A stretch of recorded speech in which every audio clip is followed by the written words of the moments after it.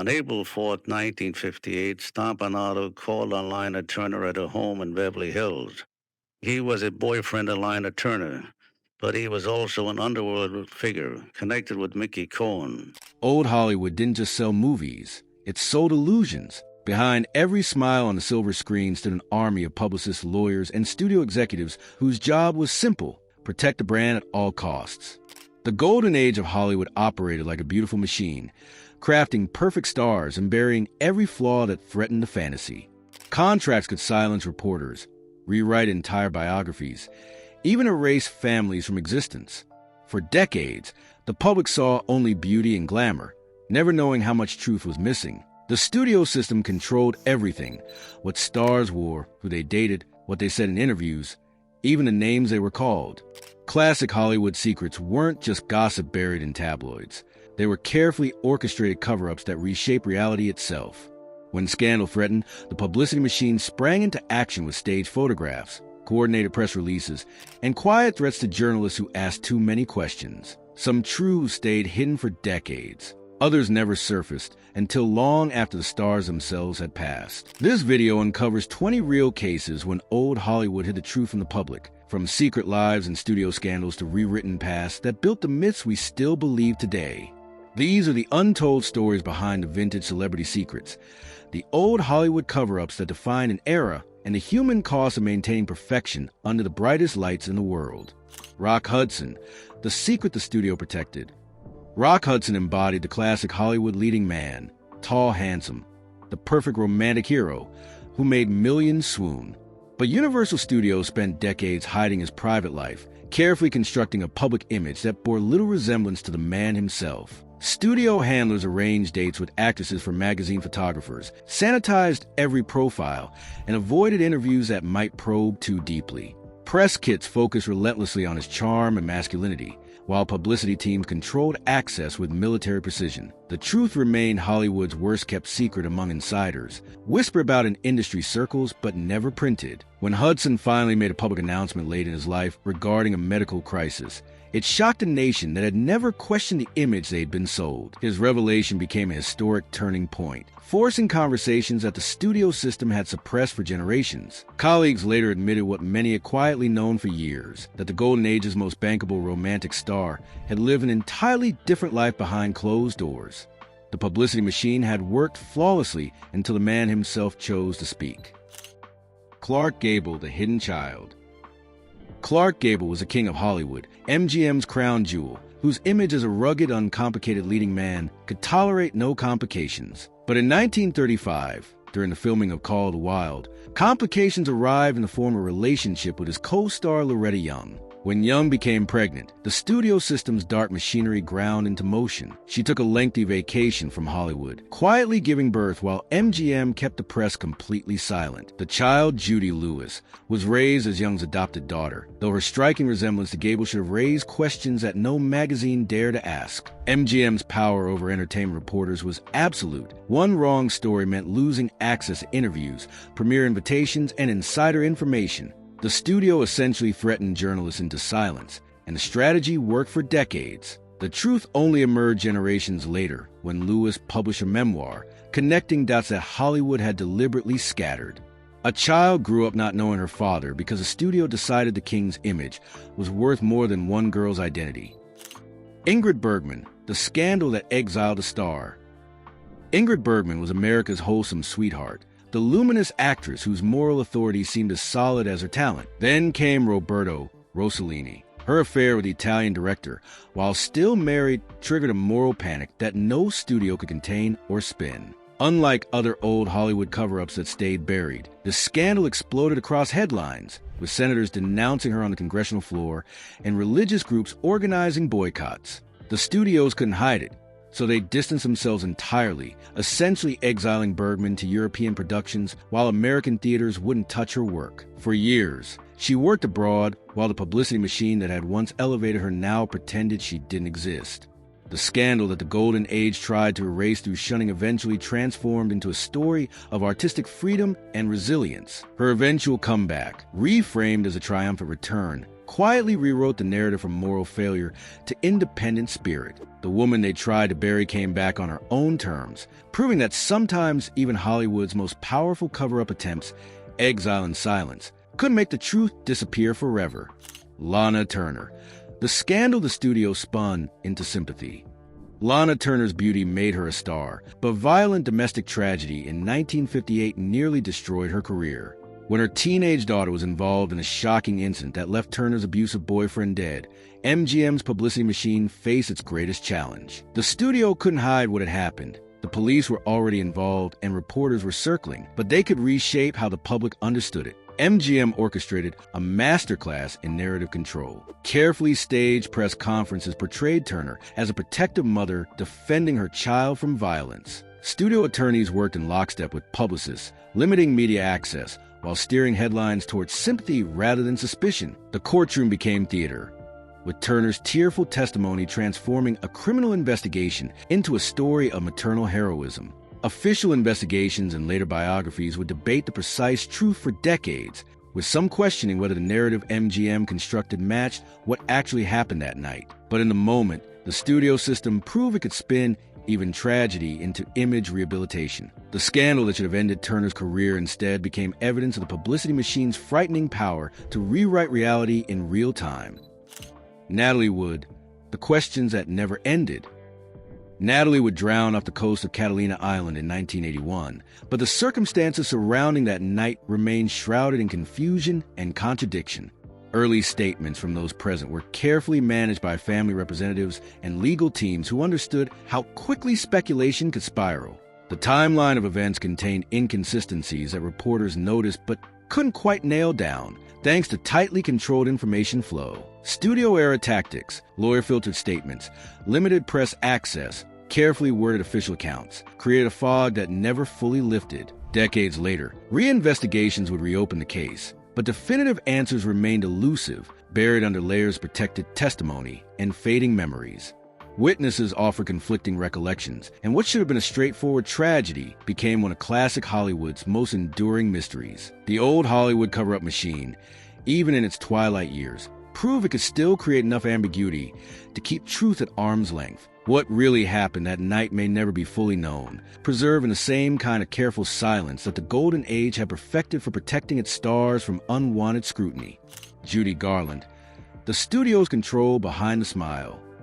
America saw Judy Garland as eternal sunshine, the girl next door who sang "Over the Rainbow" with such hope that audiences believed she lived in that joy. Behind that carefully constructed image stood MGM's brutal control machinery. The studio dictated every aspect of her life. Harsh filming schedules that left her exhausted, strict dietary regimens that bordered on starvation, and studio doctors who provided whatever pills kept her working. Public appearances showcased her perky smile in carefully staged publicity reels, while contracts gave MGM ownership of her time, her image, and effectively her health. The press saw only what the studio allowed, a cheerful young star living the dream. The reality, sleepless nights, crushing pressure, and a body pushed far beyond its limits, stayed locked behind soundstage doors. Memoirs and biographies published years after her tragic early passing finally revealed what co-stars had witnessed but couldn't discuss. The studio system's control had been absolute, and the cost was a brilliant artist ground down by the very machine that made her famous. The smile America loved was real, but the suffering behind was a truth Hollywood worked tirelessly to hide. Errol Flynn, the swashbuckler in the courts. Errol Flynn embodied swashbuckling adventure on screen, the charismatic rogue whose off-screen reputation for excess only seemed to enhance his appeal. But in 1942, serious legal scandal threatened to destroy the image Warner Brothers had invested millions in creating. The allegations were devastating, but the studio's response was swift and comprehensive. Warner Brothers deployed top lawyers, while publicity teams worked overtime to reframe the narrative. Fan magazines suddenly overflowed with stories emphasizing Flynn's boyish charm and Rogue's heart of gold, carefully diluting the severity of court proceedings with fluff pieces about his war relief efforts and upcoming adventure films. Studio-arranged publicity tours strategically drowned out courtroom headlines, keeping his name in papers for heroic roles rather than legal battles. The strategy worked disturbingly well. The court records told one story, while studio control coverage told another. Later investigative books would examine what really happened, But by then, Flynn's legend had been secured. The publicity machine had successfully protected one of Hollywood's most valuable properties by spinning scandal into just another chapter of a charming bad boy's colorful life, proving that vintage Hollywood PR could rewrite even criminal proceedings into entertainment gossip. Joan Crawford, the polished image versus private struggles. Joan Crawford's public image was immaculate perfection. Elegant couture, flawless photo spreads, the consummate Hollywood hostess whose home was as polished as her performances. Behind that carefully curated facade lay financial stress, tumultuous relationships, and a private life far more complicated than Fan magazine suggested. The studio system helped Crawford craft an image of effortless glamour while concealing the relentless work and personal struggles that maintaining that image required. Publicity departments arranged photo shoots in her immaculate home. Magazine profiles gush about her entertaining prowess, and her public charity work reinforced the image of generous perfection. What stayed hidden were money troubles that periodically threatened her lifestyle, volatile relationships that contradicted the serene sophistication she projected, and a home life that later memoirs would describe in starkly different terms. When posthumous biographies revealed contested accounts of her private severity and controlling nature, family members and friends offer conflicting versions of who she really was. The truth remains debated, but what's certain is that the Joan Crawford the public knew was a studio construction, elegant, unshakable, and far simpler than the complex, driven woman behind the image. The old Hollywood cover-up was so effective that decades later, we still can't separate myth from reality. Elizabeth Taylor, the marriages the press couldn't keep up with. Elizabeth Taylor's personal life became the most public soap opera in Hollywood history. But what looked like chaos was often carefully orchestrated by the studios that both profited from and managed her headline-generating romances. Taylor's multiple marriages could have destroyed a lesser star's career, but savvy publicity teams learned to alternate between moral outrage and glamorous celebration, depending on which served the moment better. Studios arranged exclusive photo opportunities with friendly outlets, timed announcements for maximum impact, and even monetized the scandals they pretended to deplore. What appeared to be uncontrollable tabloid frenzy was actually a managed spectacle. The press got their stories through controlled access, and Taylor's image evolved from wholesome child star to glamorous rule breaker to, eventually, humanitarian icon. The timeline of her affairs generated endless gossip. Much of it presented as scandal in publications that were simultaneously selling copies thanks to her name. This wasn't traditional cover-up where truth was buried. Instead, it was selective revelation where private chaos was transformed into profitable entertainment. Taylor's later humanitarian work eventually reframed her legacy entirely, proving that the publicity machine could rehabilitate even the most scandalous reputation when it served the star's evolution. Spencer Tracy, the quiet double life. Spencer Tracy and Katharine Hepburn's decades-long partnership was Hollywood's worst-kept secret and most carefully protected relationship. Tracy remained married throughout his life, and the studios understood that admitting his domestic arrangement would shatter his everyman image. So began one of classic Hollywood's most delicate cover-up operations, not denying the relationship's existence to insiders, but ensuring the public never quite saw the full picture. Publicity teams arranged separate entrances at events, staged group photographs that included strategic third parties, and carefully controlled when and how Tracy and Hepburn appeared together. Studio calendar management ensured their work schedules seemed coincidental rather than coordinated. The press, largely complicit in protecting stars they admired, published only carefully chaperoned events and avoided probing the obvious. Only after Tracy's passing did Hepburn's memoirs and authorized biographies confirm what insiders had always known. The relationship, presented posthumously as a devoted romance, had been hidden in plain sight for decades. The cover-up succeeded because everyone involved, studios, press, and the couple themselves, understood that maintaining the illusion protected something valuable, two legendary careers, and, perhaps more importantly, a privacy they both treasured. Rita Hayworth, the name they erased. Rita Hayworth became Hollywood's ultimate glamour goddess, but she was born Margarita Cancino, a Latina dancer whose heritage Columbia Pictures systematically erased. The studio's transformation was comprehensive. They raised her hairline through painful electrolysis, changed her name to something Anglo-sounding, and downplayed her family's Spanish dancing background in every press kit and biography they distributed. Publicity teams emphasized exotic glamour, without ever mentioning her actual origins, carefully positioning her as mysteriously beautiful rather than specifically Latina. Her father's respected dance career was minimized, and Columbia discouraged Spanish-language interviews, according to industry rumors. The studio makeover playbook worked flawlessly. Audiences saw a fantasy, while Hayward's real identity was filed away as inconvenient to the image being sold. Only years later, through family interviews and biographies, did the full story emerge of who Margarita Cancino had been before Hollywood decided she needed to become someone else. The old Hollywood cover-up wasn't hiding scandal. It was erasing identity, rewriting a woman's heritage to fit the studio's vision of what a star should be. Hayward's beauty made her famous, but it was a manufactured version of herself that the world fell in love with. Hedy Lamarr, the genius Hollywood overlooked. Hedy Lamarr wasn't just beautiful, she was brilliant. During World War II, she co-invented frequency-hopping spread-spectrum technology, a concept that would eventually underpin modern Wi-Fi and Bluetooth.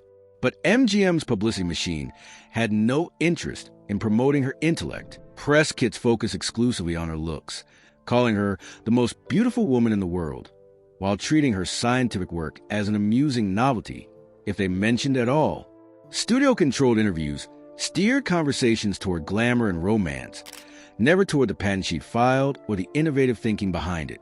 Hollywood sold her beauty because beauty was easier to market, more aligned with what the golden age believed a female star should be. Cute legends circulated about her tinkering on set between takes, but these were framed as charming eccentricities rather than serious intellectual pursuit. Only decades later, after declassification and growing recognition of her contributions, did awards and documentaries restore credit to her genius. The studio system hadn't just hidden one aspect of Lamarr's life. They'd actively suppressed recognition of her greatest achievement because it didn't fit the narrow image they crafted. Beauty was valuable. Brilliance was inconvenient to the fantasy. Montgomery Clift, the accident Hollywood rewrote. Montgomery Clift's devastating 1956 car crash should have ended his career. His face, once perfectly symmetrical, was severely damaged, and physical and emotional trauma changed him permanently. But Hollywood wasn't ready to lose one of its most talented actors, so the industry did what it always did. It adapted the truth. Studios announced vague delays in filming, while carefully lit close-ups and strategic camera angles minimized the visible damage. Reshoots became standard, with cinematographers working overtime to find flattering lighting that could recreate what had been lost. Press releases used delicate language, attributing any changes to exhaustion or the demands of method acting rather than acknowledging the severity of his injuries. Co-stars protected him on set, and publicity teams avoided questions about his altered appearance. Only years later did biographies and interviews reveal the full extent of what Clift had endured and how the film industry had rallied to hide his suffering while still extracting his talent. Industry rumors about pain management circulated but were never confirmed. The cover-up was technical and tender simultaneously, Hollywood protecting both an investment and a man they genuinely valued, using every craft trick available to maintain an illusion of continuity. Ava Gardner, the studio's Southern Siren. Ava Gardner's publicity image sold her as the ultimate free spirit, a Southern beauty living a jet-set life of glamorous adventure and passionate romances. Behind the carefully curated facade, Gardner struggled with volatile relationships and financial strain that contradicted the effortless sophistication MGM marketed to the world. The studio turned potential scandals into romantic legend through travel photo spreads that emphasized exotic locations over domestic troubles. Fan magazines printed her witty, carefully selected quotes, while avoiding deeper questions about her increasingly complicated personal life. Publicity teams positioned every relationship as proof of her passionate nature rather than evidence of instability, spinning chaos into character. Selective interviews granted access to friendly journalists who understood what could and couldn't be written. The strategy worked beautifully. Audiences saw glamour and freedom, never the financial pressures or emotional toll behind the party column mentions. Only in her own memoir and friends' later books did a more complete picture emerge. Anecdotes about being broke in Madrid circulated without solid sourcing, but hinted at truths the publicity machine had obscured. Gardner's image was sun-drenched freedom with melancholy aftertaste, but Hollywood only sold the sunshine, hiding the shadows until long after her most glamorous years had passed. Bette Davis, the lawsuit that almost ruined her. Betty Davis fought Warner Brothers in court during the 1930s, a legal battle over artistic control and better roles that should have been celebrated as an actress standing up for her craft. Instead, the studio framed her as difficult and ungrateful, using trade publications to leak stories that portrayed her rebellion as temperamental rather than principled. Warner Brothers had invested too much in controlling its stars to let Davis's lawsuit inspire others. The studio soft-pedaled the real issues at stake, and artists demanding respect and creative input, by emphasizing her supposed mood swings and unreasonable demands. Court records told a story of contractual overreach and creative suppression, but studio-friendly press coverage buried those details under personality gossip. Industry rumors suggested she was quietly blacklisted for a time, though hard evidence remained elusive. Only decades later did retrospectives and feminist film scholars reframe Davis as a trailblazer who fought the studio system, when most stars simply accepted their lack of agency. The legal thriller of her battle was hidden behind a publicity smokescreen that made her seem petty rather than pioneering. The old Hollywood cover-up worked by changing the narrative from labor rights to personal flaws, ensuring her righteous persistence looked like mere difficult temperament. Greta Garbo, the woman who disappeared by design. Greta Garbo's retreat from Hollywood became one of cinema's greatest mysteries, but the mystery itself was a studio creation. MGM's publicity machine took her genuine desire for privacy and transformed it into mystique, amplifying her famous declaration, "I want to be alone," into a defining legend. What was actually a deliberate, controlled withdrawal from public life became marketed as exotic fragility, a delicate genius too ethereal for ordinary fame. The studio minimized her interview requests while treating her rare public appearances as events, controlling her image through scarcity. Carefully selected portraits reinforced the enigma while avoiding any explanation that might make her seem too ordinary. The strategy was brilliant. Garbo disappeared, but Hollywood kept her legend alive through manufactured mystery. Later biographies confirmed she had engineered her solitude intentionally, not from trauma, but from preference, wanting nothing more than to live privately after giving the screen her best years. Old tabloid fantasies about secret marriages and hidden children circulated without evidence but fed the myth. The real cover-up was hiding the simplicity of her choice behind layers of mystique. Garbo wanted privacy. Hollywood wanted mystery. The publicity machine gave audiences a legend, hiding the truth that she was simply done with fame and strong enough to walk away. Cary Grant, the reinvented gentleman. Cary Grant wasn't born a debonair gentleman. He was Archie Leach, a working-class acrobat from Bristol with a Cockney accent and a hard-scrabble past. Paramount Pictures transformed him into the epitome of sophisticated charm, and Grant himself participated enthusiastically in erasing his origins. His entire persona was reinvention, from his accent to his wardrobe to his carefully curated interview style that charmed journalists while revealing almost nothing. Publicity teams tightly controlled his media appearances, and Grant perfected the art of the charming evasion, deflecting personal questions with wit that made reporters forget they'd learned nothing real about him.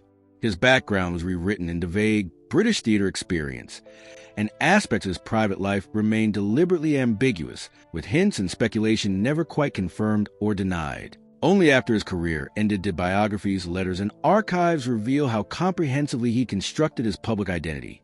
Industry rumors about his private relationships and periodic retreats were clearly marked as speculation, unable to penetrate the smooth surface he'd perfected. The cover-up was a magic trick. Grant made audiences see exactly what he wanted them to see while his real history disappeared behind the illusion. He didn't just play sophisticated characters. He became one, and Hollywood gladly helped bury Archie Leach forever. Jean Harlow, the Platinum Illusion.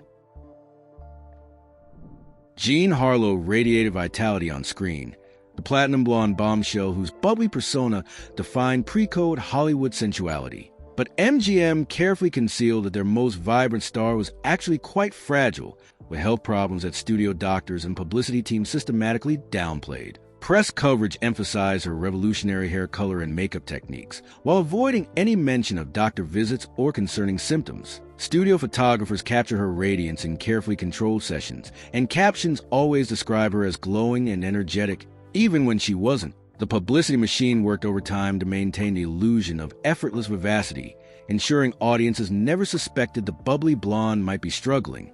When Harlow died suddenly at just 26, the truth about how unwell she'd been shocked the public that had been shown only platinum perfection. Hair dye horror myths became legend, though these stories were largely unsourced fabrications that actually obscured the real medical issues involved. The cover-up succeeded so completely that her death seemed like a tragedy from nowhere rather than a preventable loss that friends and colleagues had seen approaching. MGM had sold eternal youth and sexuality, never admitting that their brightest star was burning out. The platinum illusion flickered and died, leaving audiences to wonder how much had been hidden behind the smile they'd loved. Grace Kelly, the fairy tale that hid a restless spirit.